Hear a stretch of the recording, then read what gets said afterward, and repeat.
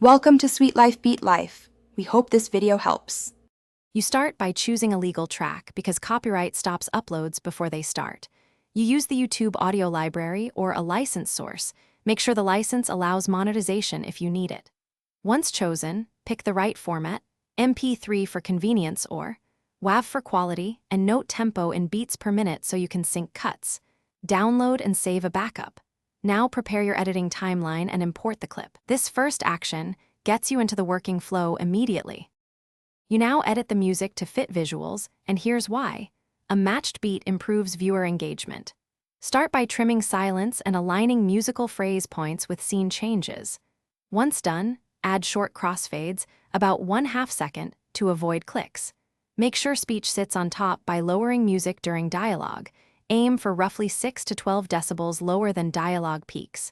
Use markers to snap cuts to beats, and nudge by small increments if timing feels off.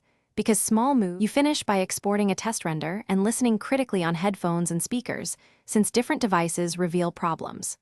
Once satisfied, upload and paste any required attribution into the description. This prevents simple copyright issues.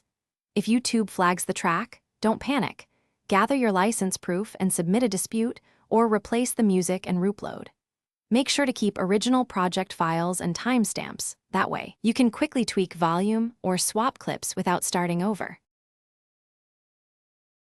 Thanks for watching. Consider subscribing if we helped you.